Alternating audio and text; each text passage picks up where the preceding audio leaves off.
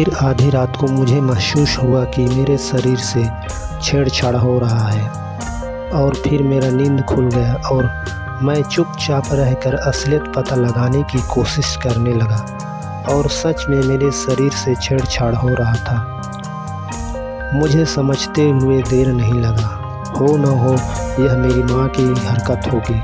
मैं नींद से जाग चुका था और चुपचाप माँ के हरकतों का मज़ा लेने लगा। यह मेरा पहला अनुभव था। आज तक किसी लड़की या औरत ने मुझे हाथ नहीं लगाया था।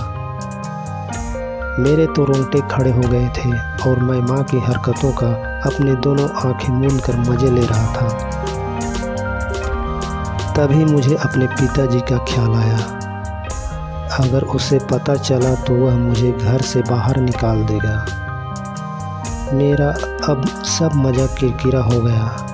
मेरा भी मन पूरा मज़ा लेने को कर रहा था और पिताजी का भी डर था। इसलिए मैंने अपने मज़े का गला घोंटकर माँ के हाथ को पकड़कर अपने ऊपर से हटा दिया और कहा, यह क्या कर रही हो? यह सब अपने बेटे के साथ करते हुए तुम्हें शर्म नहीं आती? मेरी बात सुनकर माँ मुझे हवस भरी नज़रों से देखकर बोली, इसमें कैसी शर्म? तो मेरा खुद का बेटा थोड़ी है। फिर भी माँ, मैं यह सब तुम्हारे साथ नहीं कर सकता। और मैं वहाँ से उठकर जाने लगा।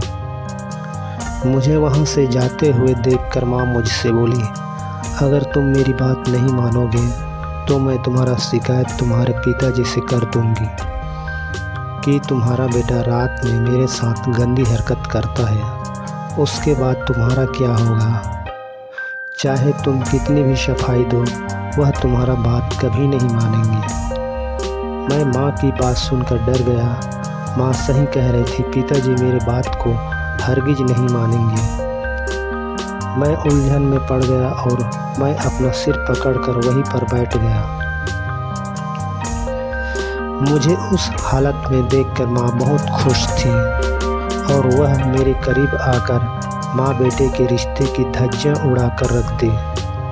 अब वह पिताजी घर पर नहीं होते तो वह मुझसे अपना काम करवा लेती।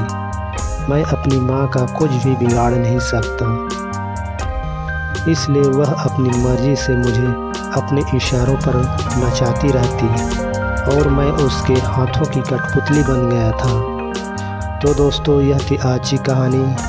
अगर कहानी पसंद आए तो वीडियो को लाइक और शेयर ज़रूर करना। मैं आप लोगों के लिए ऐसे ही कहानी लेकर आता रहूँगा।